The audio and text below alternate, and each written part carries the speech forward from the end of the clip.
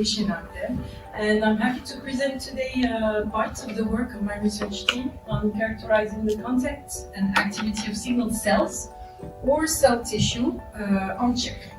And this integrates itself in two types of contacts, so energy and biomedical applications.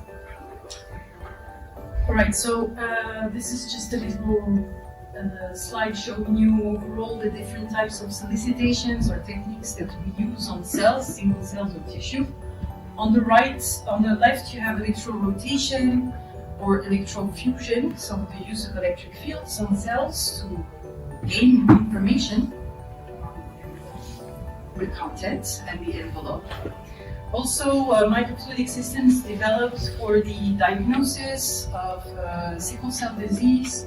And at the second part, we go over a higher scale towards cell tissue and developing organochips to analyze and diagnose also different types of sicknesses or toxicities. So first, electrically monitoring the single cell, there are different types of techniques that we use. So first of all, the common is microfluidic devices. And the different techniques we use are bioimpedance measurements. For example, on the application of electromechanical signature of red blood cells, so this is sickle cell disease. Secondly, use of the electroforces, for example, in the case of detection of pathogens, using the signature, the electric signature of cells. And finally, electrorotation. In this case, as an example, it's in the content of estimating lipid content in single cells, but it can also be used for cancer cells. That's something my group did already on spheroids. Alright, so the first part is to access the cell parameters and how do we measure the bioimpedance. I will present this through an example of application that we've published. So it's using bioimpedance on sickle cell disease. The first thing is the microfluidic device. So as you can see here, this is just a frame, a part of the microfluidic device, but it's a series of microchannels, as you can see here. In the image you have red blood cells on the left entering the channel and flowing towards the right. If it works, I hope you can see well, but yeah, it's okay. So it's injected from the right to the left, sorry. Yeah. Okay. So the idea behind is abnormal red blood cells will have a different time of passage through these constrictions, and we needed to develop a method to highlight this effect.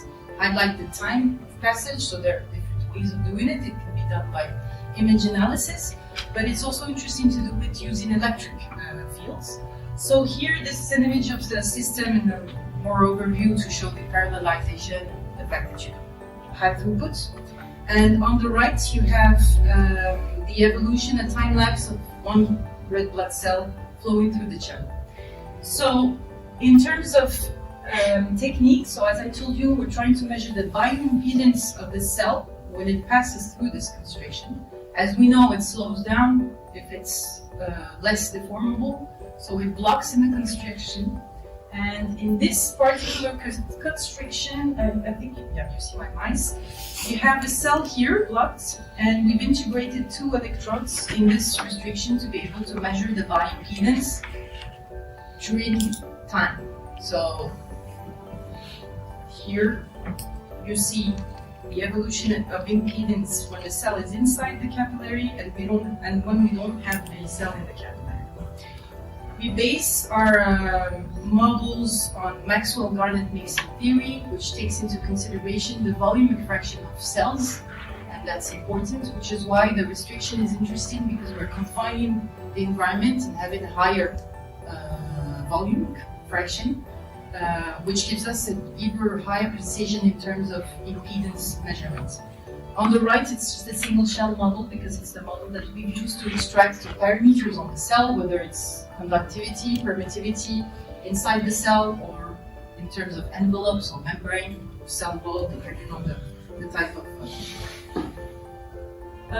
here are the results that were published on this application. So as you can see on the left, you have the two electrodes surrounding the cell inside the restriction, and on the graph, this shows us the time of passage. So as soon as we detect an impedance, that's a variation of impedance, the length of this variation gives us the time of passage. So the PhD student who worked on this work was able to show that sickled shape had lower electrical blockade, and lower deformability obviously had a higher blockade. So second step is the use of dielectrophorese force. So this is another type of electric field application that we've tried to use. And this time the example I will be mentioning is the application on bacteria, extraction from blood, so trying to separate different types of cells in the same sample. In this case it's red blood cells, bacteria, Escherichia coli, and Candida albicans, so it's yeast cells. And the PhD student who worked on this was trying to evaluate using this force, which is let's say a force that gives you information on the permittivities, but it is also influenced by the frequency, so it's dependent on the frequency that we apply. And as you can see, depending on the frequency, you will have a different type of dielectrophorese force, whether it's negative or positive. What we know is negative means that the cells will mainly want to go towards low regions of electric field intensity, and positive dielectrophoresis will lead the cells towards high intensity of electric fields. And in this case, as you can see, each different type of cell has its own electric spectrum, and it's a way also to separate them. Of course, the idea is to find a range in which you have a difference of dielectrophoresis between the three of them. In this case, you see that here you have one region where she can separate Escherichia coli from the two other types of cells. So this is the microfluidic system that was developed with a flow system, flow level on the top, electrodes, interdigitated electrodes. And the idea is, here you have a region where you have high intensity of electric field, and higher on the top you have lower electricity intensity. So here for positive dielectrophorese, we expect the cells to be trapped on the bottom, okay, because here we have a higher intensity of electric field. And for negative dielectrophorese, we expect them to go on the higher level because it's a lower electric field, and therefore this is why this is the way we separate them. And then the idea of adding a flow on the microfluidics chip is to be able to trap the bacteria, for example, and flow all the rest, and then recuperate only the bacteria. So I've prepared a little video for you. I don't know if you'll be able to see, but you'll see at some point some bacteria being trapped on the electrodes. For those who have good eyes. Which is not okay.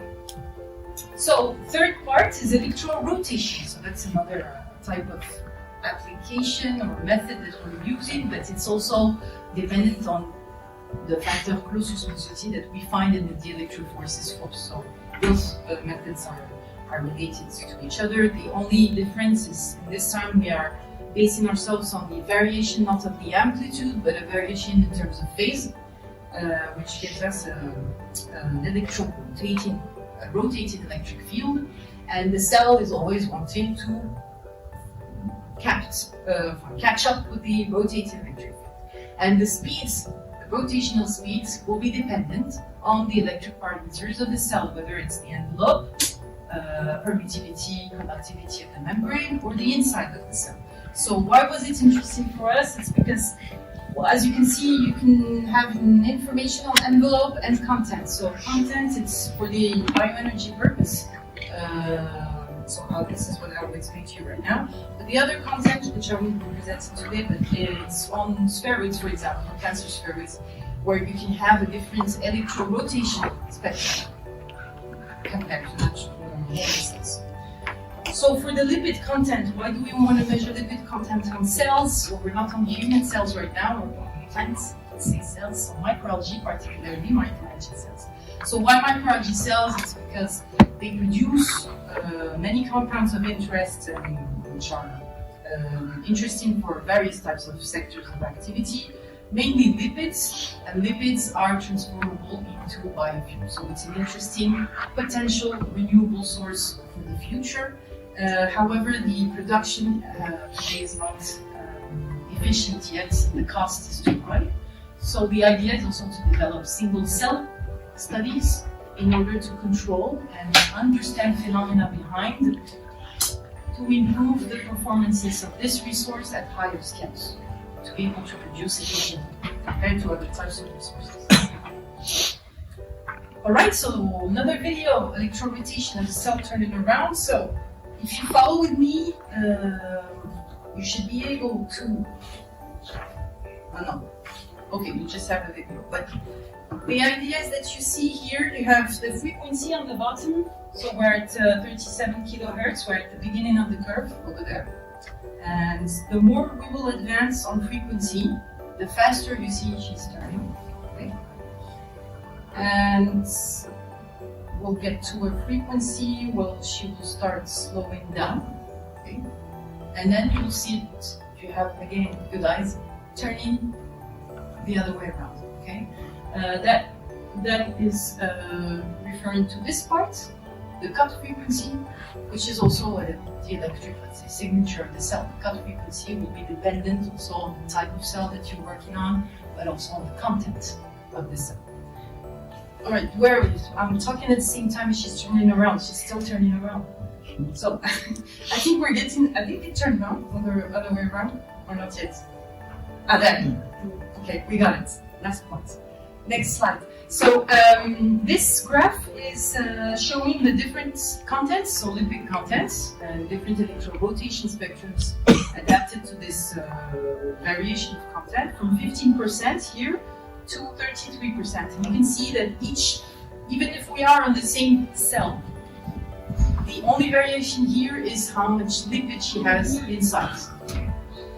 And we can see that we have an electrorotation spectrum specific to each condition, which is interesting for developing techniques for evaluating the content of lipids, and mostly for industries. They cannot do that while they are producing 1,000-liter bioreactors. So they need these kind of methods, single-cell methods, to measure the contents of their cells. All right, I had actually still a little part on the spheroids, but here we try to characterize the group, try to characterize cancer's degree of malignancy on different types of cells and evaluated through electron rotation spectrums. And this also was able to show, distinguish the level of malignancy for these types of cells, mouse, ovarian, circulating. So, of course, the different parameters we can take into condition now for this type of application, cancer, is the membrane capacitance, the membrane conductance, cytoplasmic conductivity, the membrane permittivity. All these are parameters that are impacted when the cell is malignant. Alright, so next step is we've tried to go further on electrorotation because Yushen, the PhD student who was working on it, noticed that actually he had a different type of categories of spectrums, electrorotation spectrums, that seem to highlight also information on the envelope of the cell. So we'll get towards that. And the second part was also using the mechanical compressions to evaluate at the single cell the rigidity of cell walls of microalgae. Again, this is in the context of trying to extract efficiently lipids, and the other type of application again is the level of cancer invasiveness. This time, the same as with bioimpedance measurement, we want to try to measure at time of passage and the deformability of the cell when it's cancer or normal cell. Electrorotation spectrum on microalgae cells, as I told you, have given three types of curves, three types of categories, and he's highlighted the fact that we have two categories on the exponential phase, so that's the phase for the growth for the cell, and another category for the stationary field. So this is interesting to be able to electrically also identify different types of properties depending on the conditions in which the cells are. This gave him, let's say, a new surface factor that he's integrated into the stones in order to highlight the presence of epistructures on the membranes of the cell walls of the algae. And as you can see, they corresponded perfectly to the three categories of electrorotation spectrums that he had. Alright, so this is for the using mechanical compressions here to evaluate the impact on cell wall, because the cell wall is the major barrier for lipid extraction. Here, this is a beautiful image where we see the lipids getting out of the cell. That's the dream. In reality, that's not really what we want. We do not want to explode entirely the cell. We want to keep it a little bit integral in terms of membrane. However, we've observed during the different studies that the cell wall, as you can see on the right, can completely block lipid droplets. Therefore, the cell wall is the envelope that we have to investigate more. And we've tried to investigate it more using electric fields, so post-electric fields to weaken the cell wall, and added to mechanical compressions using microfluidic systems. This was good, interesting, because it gave a higher extraction efficiency when we combined the pretreatments. So pretreatments alone did not give higher efficiency than the solvents. However, the combined pretreatments, electric and mechanical, gave us higher lipid extraction. So we are going further towards that to understand at the single cell level what happened there. Why is it more important to impact the membrane if we impact the cell wall? All of these are significant information that can be used to evolve towards performant higher reproductions. Okay, this is the investigation that we are trying to go towards on the cell wall, depending also on the stress that we are applying, because something I didn't tell you is that the microalgae doesn't naturally produce all these lipids. We put it under stress conditions to produce this amount of lipids. However, it's interesting to measure this under microscopy in a microfluidic system, because it can highlight, for example, in here, different categories of cell walls depending on the stress condition. And as the cell wall is a barrier, it's important to know at which time this cell wall will be much harder to weaken depending on another moment. So we've tried also to integrate, this is another project we're working on in the group. After evaluating the fact that mechanical compressions gave us a higher extraction, we've decided to develop some kind of chemical sensor in the microfluidic chip that is able to quantify the force that we are applying on the cell wall, which gives us this extraction efficiency.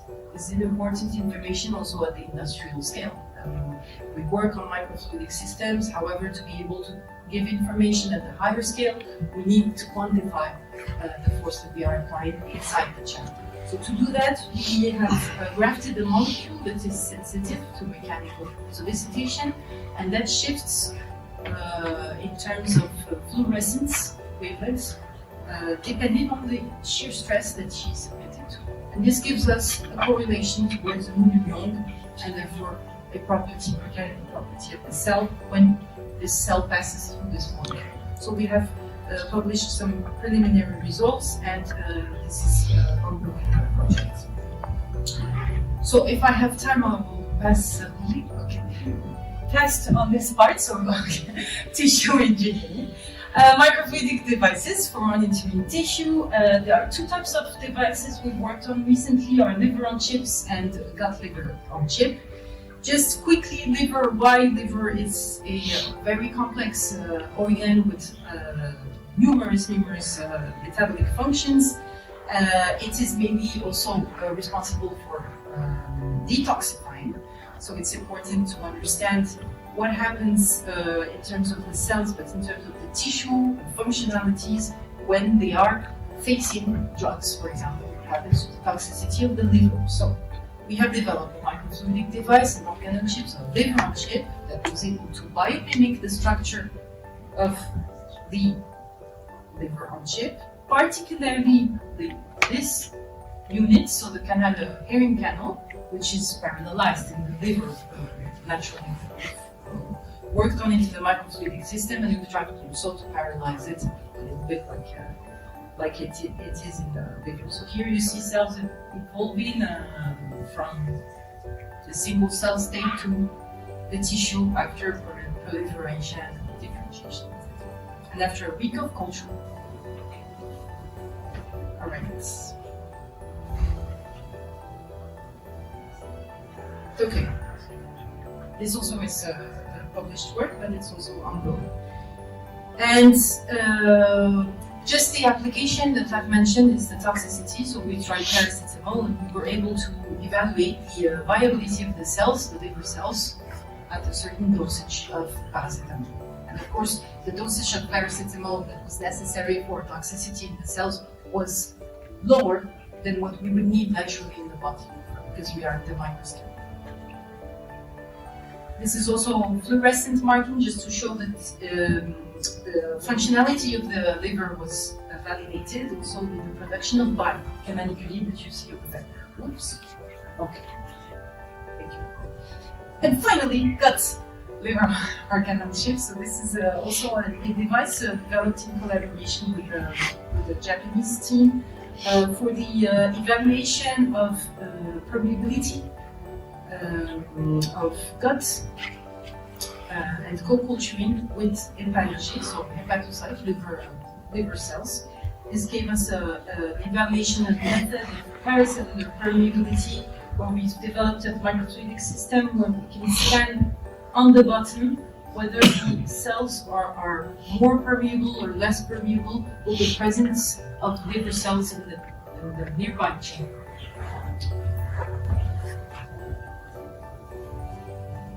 Permeability tests again, so of course this is just a different type of intensities that we used and different types of fluorescent marking, maybe using dextran, because dextran is a molecule for which we know the size, so we use permeability. And thank you everyone! And of course I thank all the team members, previous and also current team members, and all the collaborations, and everyone who was contributing to these projects. Thank you. Long live India and France friendship.